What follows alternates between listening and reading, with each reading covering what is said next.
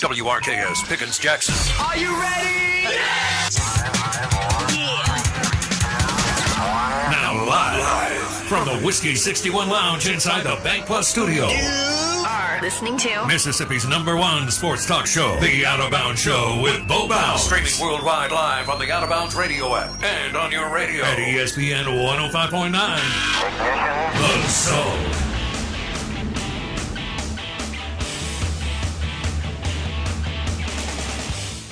And good morning. Welcome in. Out of Bounds, 105.9 The Zone, ESPN. Bourbon and Steaks, brought to you by Kessler Prime and the Renaissance. KesslerPrime.com to make a reservation. Russell's Reserve Bourbon and Long Branch Bourbon and amazing steaks. Kessler Prime and the Renaissance. We're on YouTube right now. Search Out of Bounds Sports and the Out of Bounds radio app. We got it covered. Also, Facebook, search the Out of Bounds Show. Bo Bounds, Blake Scott with you on a football Friday as we have two NFL games tomorrow and Ole Miss and Mississippi State in basketball at the Hump. And then, man, a loaded day of NFL games on Sunday. So it's a good sports weekend and a good time to go to the Golden Moon Casino Sportsbook and Lounge and enjoy college basketball and the NFL. The Out of Bounds radio app is rolling and the zone1059.com. Big stories today. Ole Miss, Portal Mania. They are entertaining plenty of guys here over the next week. And they lost their cornerbacks coach, Sam Carter, to Purdue. And Purdue hired the Illinois defensive coordinator from Brett Bielema. Ryan Walters. Yeah, Ryan Walters. And he's a hell of a defensive coordinator, hell of a coach.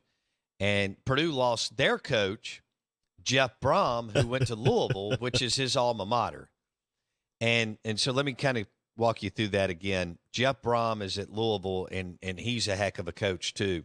We'll keep an eye on him. Does he just want to stay at Louisville, or does he want to try to parlay that into a like a blue blood job? If you drop Jeff Brom at Texas, it would get ugly. That's not what you want, actually, Mississippi State and Ole Miss. You want Texas to keep Sark. Texas is kind of an anomaly. They have a top 10 offensive coordinator in Sark. They have a top 10 defensive coordinator, and they have a top 10 special teams coach. And yet they went 8-4 in a weak league, and they're the #1 recruiter in the Big 12. So to tell you how bad Steve Sarkisian, no, let me start with the good. To tell you how good Steve Sarkisian is as a play caller, offensive coordinator, he's top 10 in the country. He also had the foresight to hire an excellent defensive coordinator. Some would argue the best in the country. Kwiatkowski from Washington, who was a freak out in the Pac-12 too. And their special teams coordinator is top 10 in the country. But they went 8-4 at Texas. Of course they did. And so as you think about that, you go, well, Bo, that doesn't make sense. I understand it doesn't make sense. And they're also a top 10 recruiter. So you have top 10 OC, top 10 DC, top 10 special teams coordinator, according to on-the-field metrics, and you're a top 10 recruiter, and you went 8-4 in a super weak conference. But the one thing they have is all these excellent young coaches coming up, right? Like Leipold, Kleiman, Aranda, and Sonny Dykes, and Matt Campbell, and all that, okay? And Gundy's been good for 20 years. But, if Texas ever gets their act together, can you imagine? Top 10 recruiter. They had all these top 10 coaches. But Sark is not good enough to manage people. He's not organized enough. I mean, you have to be super razor sharp organized to run these big programs. And if you're not, and if you don't understand that management culture piece, which Sark can't get, he underachieved at Washington, he underachieved at Southern Cal. Those were the two top recruiters in the conference. And now he's underachieving at Texas. The four monsters, Blake, basically in college football are Georgia, Texas, Ohio State, and Southern Cal. Two of the four have not been able to get out of their own way. Yep. They're rich. They're in fertile states. Oh. And, what's interesting about Kirby Smart, we're always trying to dissect what Lane Kiffin and now Zach Arnett need to do to just find a little bit of an edge. Staffing, recruiting, development, how to handle high school to portal, all that fun stuff. Balance, this, that, ratio, model. It's flat out fascinating about Kirby Smart is he is winning like Nick Saban won in 2011. Whoa. And Blake and I have been guilty of this. We think that, the only way is this new, because the game was so much different 10 years ago. And look, and a lot of programs, you got to be, you got to have a little razzle dazzle and eye candy and spread more and take more risk. Lane, Leach, Sonny Dykes, whatever. Michigan. Yeah, thank you. But which they don't. I think they still play like they're Georgia, but they're not. But my point is, here's what's amazing about Kirby. He looked at what Nick Saban did, and he took it, and he's improved on it. Whoa. And I was wrong, by the way. I didn't think that he could do that. And they're winning like Saban used to impose his will and dominate you in 2009, 10, and 11. Kirby's winning like that. And credit to Kirby.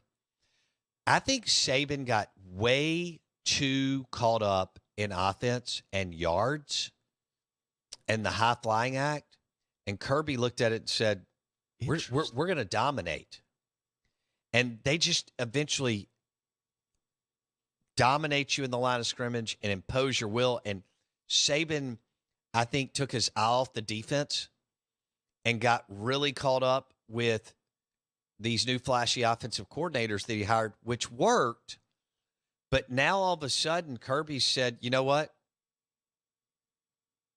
I'm going to run it like you ran it. Now, it doesn't mean that Kirby's running a 1977 offense, but they know what they want to do, and they just want to beat the hell out of you.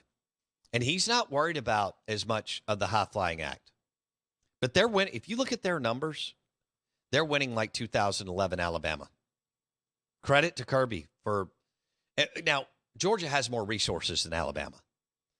Georgia's richer than Alabama. So is Florida. But it's easier to win at Georgia, and that's going to confuse people because Saban just ripped off – is it 6 national titles at Tuscaloosa and 1 at Baton Rouge, or 5 and 1? Gosh, I have to go back and look. So I think it's 7. 6 in Bama, 1 in LSU because he trumped Coach Paul Bear Bryant by 1. So I think it's 7-6. And Woody Hayes is they claim he had 6 too. With Georgia and LSU, it's easier to win. You have the state to yourself. And even though Bama has won more championships, it's harder to win in T-Town than it is in Athens and Baton Rouge. Now, we'll see if Florida gets their act together with NIL. They were never going to cheat under the table like Bama and Georgia and LSU and others at that level or even close to that level. But with NIL, now that it's legal, is Florida willing to jump in the game and be the Florida Gators that we think they can be? What do you think, Blake? Florida, Michigan are two names that I've always heard don't cheat, quote unquote. NIL, if done right, should level that playing field to some extent.